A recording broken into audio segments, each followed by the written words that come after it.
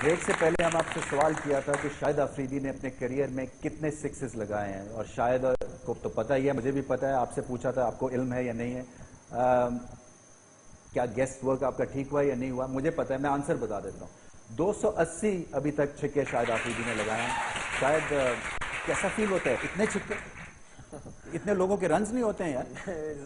सनत ने जब ये रिकॉर्ड मेरा ब्रेक किया था तो उस वक्त मेरी बड़ी ख्वाहिश थी कि यार ये भी रिकॉर्ड बन सकता है, इसलिए कि सनत का कैरियर अब बहुत करीब खत्म होने वाला है, तो this is the right time कि ये रिकॉर्ड भी अपने नाम होना चाहिए।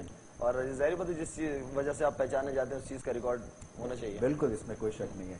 हमारे जो नेक्स्ट गेस्ट हैं उनकी बहुत ज्यादा कंट्रीब्यूशंस है पाकिस्तान क्रिकेट की तरफ, मगर जो मुझे उनकी फेवरेट चीज पसंद है कि इससे बड़ा इस टीम के पास कोई और टीम प्लेयर नहीं है। उनके रिकॉर्ड्स भी आउटस्टैंडिंग है। फॉर एग्जांपल इंडिया के अगेंस्ट उनकी जो टेस्ट मैच एवरेज है वो 106 रन की है, best amongst all Pakistani batsman.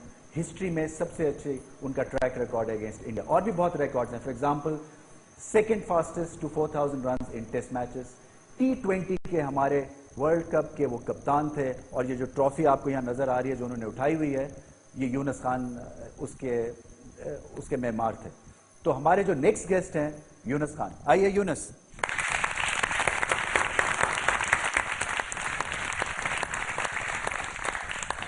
Yunus, एक तो ये बताएं कि फील्डिंग आप आउटस्टैंडिंग करते हैं, टीम प्लेयर भी आप आउटस्टैंडिंग है, ये दो आप में जो आपकी जो क्वालिटीज हैं वो इस टीम में रह के कुछ मुझे अजीब अजीब सी लगती हैं, क्योंकि इतनी ज्यादा लड़ाइयां हुई हैं और हमारे जमाने से हो रही थी कि एक टीम प्लेयर ढूंढना बड़ा मुश्किल होता है। वो आप आराम से वो रोल अदा करते हैं, चाहे कप्तान हो या ना हो। कोई खास इसकी वजह है? जब हम क्रिकेट खेलते तो उसको ये था कि आपको एक टीम मैन बनना है, सिर्फ बैटिंग या बॉलिंग से ही आपने टीम में नहीं आ जाना। तो इसलिए कोशिश हमेशा से यही की कि फील्डिंग में भी कुछ ना कुछ होना चाहिए, कुछ स्लिप में कैचेस के लिए, कोई कवर में चले गए या चले गए। तो यही वजह। और दूसरी बात है कि जो मुझे लगता है कि अगर आपने टाइम पास करना है अच्छा, तो आपको फील्ड में एंजॉय करना बहुत जरूरी है। इसमें कोई शक, एटलीस्ट कुछ ना कुछ आप हेल्प आउट करो, चाहे वो कैप्टन की है या टीम की या मुल्क की है। तो बस इसीलिए थोड़ा सा ऑलराउंडर फील्डिंग के हिसाब से मैं लोगों को बताता चलूं कि 99 वर्ल्ड कप से लेके 2005 तक के जो स्टैट्स हैं अवेलेबल हैं, रिकॉर्डेड स्टैट्स, इसमें यूनुस खान दुनिया में तीसरे नंबर पे हैं जिन्होंने सबसे ज्यादा रनआउट्स दुनिया में किए हैं यूनुस खान इस टीम में होते हुए। और एक जो सहवाग को इंडिया में किया था फ्रॉम शॉर्ट मिड विकेट या शॉर्ट कवर से, जो कि नॉन स्ट्राइकर्स एंड पे था, वो मेरे ख्याल में आपका बेहतरीन एफर्ट था।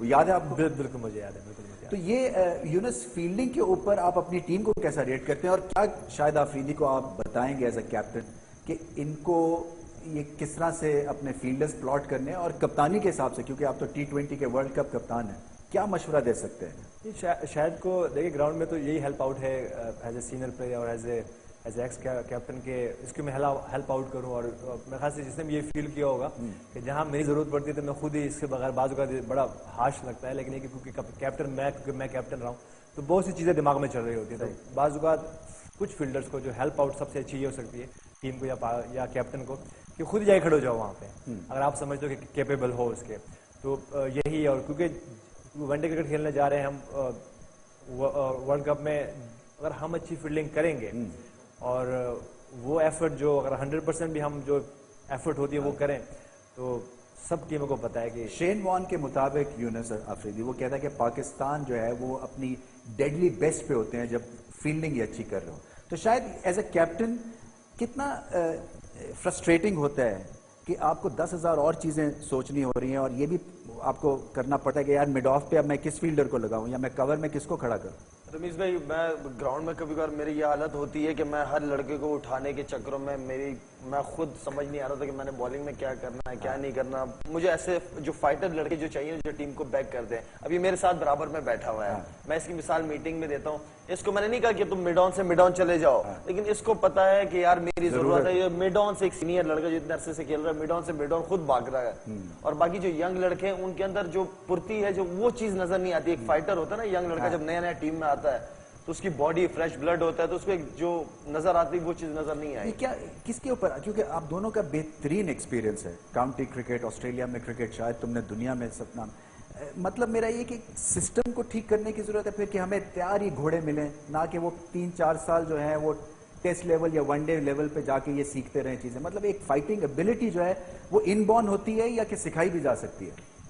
देखिए इसमें दोनों चीज़ें हैं कि इनबॉर्न भी होती है कि आप जिस सिचुएशन में खेलते हो या जिस कंडीशन में खेलते हो आप, या जिस क्लब्स में खेलते हो अर्ली एजेस में, फिर आपके पास डिपार्टमेंट के जाते हो, या फिर आप इवन एक काउंटीज है वो, स्पेशली जब लड़के काउंटीज खेलते हैं, लाइक IPL खेलते हैं या दूसरे मुल्कों में जाते हैं, तो मेरे ख्याल से वहाँ से बहुत कुछ सीखते हैं। और आपको पता है कि उन मुल्कों में जाके वहाँ पे जाके सिर्फ यही नहीं कि बैटिंग कर ली या सिर्फ बॉलिंग कर ली, आपको ग्राउंड में रहना है, पूरे मैच में रहना है।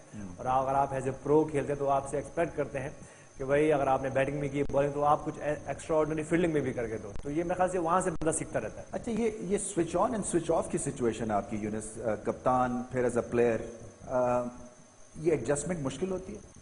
नहीं, मेरे ख्याल से बिल्कुल भी कोई मुश्किल नहीं होती, क्योंकि एंड द एंड में ये होता है कि देखिए अगर एज ए प्लेयर आप खेलो और अपनी 100% अपने कप्तान को दो, फिर अपनी टीम को दो, अपने मुल्क को दो, तो इससे बड़ी चीज़ कोई और है नहीं। देखिए अगर मैं आज कप्तान नहीं भी हूँ और मैं वर्ल्ड कप में जाता हूँ, कुछ 4-5 दफ़ा मैं मैन ऑफ द मैच हो जाता हूँ, तो ऑटोमेटिकली मेरे मुल्क की भी इज्जत हो रही है, कैप्टन की भी इज्जत हो रही है, और सबसे ज़्यादा इज्जत मेरे ख्याल से मेरी अपनी हो रही है। तो अगर यही मोटिवेशन हो कि हर बंदा अपने जॉब पे फोकस हो कि भाई मैंने बैटिंग करनी है, मैंने फिर बॉलिंग करनी है, और एंड में खुदा ना खासा दोनों में कुछ नहीं हुआ तो फिर मैंने फील्डिंग करनी है। और एक एक्स्ट्रा ऑर्डिनरी आपको पता है कि, और हिस्ट्रियाँ रही हैं ऐसे कि वर्ल्ड कप ऐसे उसमें कोई एक आधा एफर्ट सारे मैच को जो है बदल देते हैं। तो खास यही मोटिवेशन होनी चाहिए हर किसी शायद टीम को बॉन्ड करने के लिए सब टीम्स जो है कुछ एक्सरसाइज करती हैं। फॉर एग्जांपल बूट कैंप में, जो कि लोगों को नहीं पसंद आता, कि भेज देते हैं 10 दिन के लिए टीम इकट्ठी रहेगी, पहाड़ियों पे इनको ले जाते हैं, इनको मेहनत करवाते हैं। कि आपके लिहाज से क्या बेहतरीन चीज़ होती है कि टीम को बॉन्ड करना, क्योंकि बॉन्डिंग बड़ी इंपॉर्टेंट है पाकिस्तान टीम के लिए? आई थिंक लास्ट हमारा कैंप हुआ था यूनुस, अगर याद हो, एबटाबाद में हुआ था। नसीम अशरफ साहब जब चेयरमैन थे उस वक्त हम गए थे। और रमीज भाई वो एटमॉस्फेयर इसलिए हमें अच्छा लगा कि एक तो बड़ी खूबसूरत व्यू वगैरह वहाँ पे, मौसम भी अच्छा, मौसम बड़ा जबरदस्त, और थोड़ा क्रिकेटर्स जो है ना वो निकल गए एक माहौल से दूसरे माहौल में चले, जहाँ बिल्कुल रिलैक्स है, जहाँ 8-9 बजे दिल चाह रहा हो सोने का और सुबह जल्दी उठने का, वो एटमॉस्फेयर था वहाँ पे। तो जिसकी वजह से सारे लड़कों ने बड़ी जबरदस्त ट्रेनिंग की, और फिर हम लोग गए थे टूर पे, बड़ा अच्छा टूर भी रहा फिटनेस के हवाले से। T20 में जब आप जीते थे यूनुस, तो उस वक्त भी प्रेशर था, एक्सपेक्टेशंस का प्रेशर था। अभी भी एक्सपेक्टेशंस हैं लोगों की, शायद उतनी ना हो क्योंकि एक टीम के लिए हमारे ये साल 2010 का खासा ख़राब गया है। मगर उसमें बैलेंस कैसे क्रिएट करना चाहिए कि जहाँ पे आप ये प्रेशर भी ले सकें और परफॉर्मेंस भी आप कर सकें? इसके लिए कोई ख़ास आपका टेम्परामेंट होता है, या कि एक टीम ये चीज़ एक्सेप्ट कर लेती है कि हम प्रेशर ये ले सकते हैं क्रंच मैचेस में? किस तरह से डिफाइन करेंगे? देखिए रमेश भाई, अगर आप 3-4 साल हमारी क्रिकेट दे रहे हैं तो जितने प्रेशर हमारी टीम पे रहा है, कि श्रीलंका का भी हो गया, फिर उसके बाद फिर इंटरनेशनल क्रिकेट भी रूट के चली गई, उसके बाद कुछ ऐसे अप एंड डाउन हुए हैं कि चेयरमैन भी चेंज हो गए, कोचेस चेंज हो गए। तो मेरे ख्याल से ये चीज़ें आपको इतना कोई प्रेशर सिखा देती है हैंडल करना, तो बाजू का तो फिर ये जो जिस तरह के इवेंट्स होते हैं उसमें तो कोई प्रेशर लगता भी नहीं है। और जिस तरह, और हमारी टीम एक ऐसी वाही टीम है कि लग रही होगी हार रही है, लेकिन हमारी जो एक अच्छी चीज़ ये है कि एक अच्छी इनिंग, एक अच्छी बॉलिंग एफर्ट, एक अच्छी फील्डिंग एफर्ट, उसके बाद फिर जिस तरह हम ग्रेजुअली हम ऊपर जाते हैं। अगर आप 2 वर्ल्ड कप हम जीते हैं, आपके हमने 92 का देख लेंगे, कहाँ कोई 7वें नंबर पे और आखिर में नंबर 1। उसके बाद फिर हमारी अब जो T20 हम जीते हैं लास्ट टाइम, उसमें भी जीता कि हमारा कुछ पता ही नहीं, इंडिया से मैच हार गए, साउथ अफ्रीका से तो बिल्कुल ही फ्लैट हो गए थे जाते ही हम लोग, जो वार्म अप गेम्स थे। लेकिन उसके बाद फिर ऐसी परफॉर्मेंसेज हुई कि शाहिद अफरीदी की जनाब सेमीफाइनल में ऐसे ऑल राउंडर परफॉर्म है, फिर फाइनल में मेरे ख्याल से कि ऐसा फाइनल के जो कि हमने 7-8 विकेट से जीत लिया। तो यही ये वाहिद टीम है हमारी मुल्क की, ये हमारी पाकिस्तानी टीम एक ऐसी टीम है दुनिया में कि ग्रेजुअली अगर हम अपनी चीज़ें राइट टाइम पे राइट कर लें तो हम बिल्कुल ही वो प्रेशर ख़त्म हो जाता है, बल्कि उल्टा दूसरों पे प्रेशर होता है कि यार ये टीम कुछ भी कर सकती है और एनी टाइम कुछ भी कर सकती है। शायद ये बात की आपकी सेमीफाइनल और फाइनल की ग्रेट परफॉर्मेंस थी T20 में, उसका एक्सपीरियंस आपको ऑब्वियसली मदद करेगा इस वर्ल्ड कप में, क्योंकि बड़े टूर्नामेंट में आपने बड़ी परफॉर्मेंसेस दी हुई हैं। तो ये कभी आप डिस्कस करते हैं अपने प्लेयर्स के साथ, वो एक्सपीरियंस के प्रेशर को कैसे हैंडल करना है और बड़े मोमेंट पे कैसे खड़े होना है? रमीज भाई, वो जो एक जज्बा बना हुआ था और जो यूनुस खान ने टीम का कॉम्बिनेशन बनाया हुआ था, वो बड़ा जबरदस्त और बड़ा मजा आ रहा था उसमें खेलने का। अभी सिचुएशन टोटली चेंज है। अब ये है कि थोड़ा सा हम लोग इंडिविजुअली जितने भी सीनियर्स प्लेयर्स हैं इनके ऊपर बहुत बड़ी रिस्पॉन्सिबिलिटी पड़ती है, इसलिए कि हमारा अगर आप बैटिंग ऑर्डर या जो भी देख लें उसमें मिडिल ऑर्डर हमारे पास इतनी स्ट्रांग नहीं है बैट्समैन हमारे पास, लेकिन सीनियर्स के ऊपर बहुत बड़ी रिस्पॉन्सिबिलिटी बढ़ती है, चाहे मैं हूँ, रज़ाक हो, यूनुस खान हो, शोएब अख्तर हो, जो भी लड़के हैं हमारे पास अवेलेबल, इनके ऊपर बहुत बड़ी रिस्पॉन्सिबिलिटी बनती है इन सारे लड़कों को अपने इस वर्ल्ड कप को एक आखिरी वर्ल्ड कप, ये नहीं कह रहा कि छोड़ दें वर्ल्ड कप के बाद, लेकिन अपना आखिरी वर्ल्ड कप समझ के खेलें और जितना हो सके हम सीनियर्स को कुर्बानी देनी पड़ेगी, हम सीनियर्स को, इन बच्चों को, इन जूनियर्स को लेके चलना पड़ेगा अपने साथ।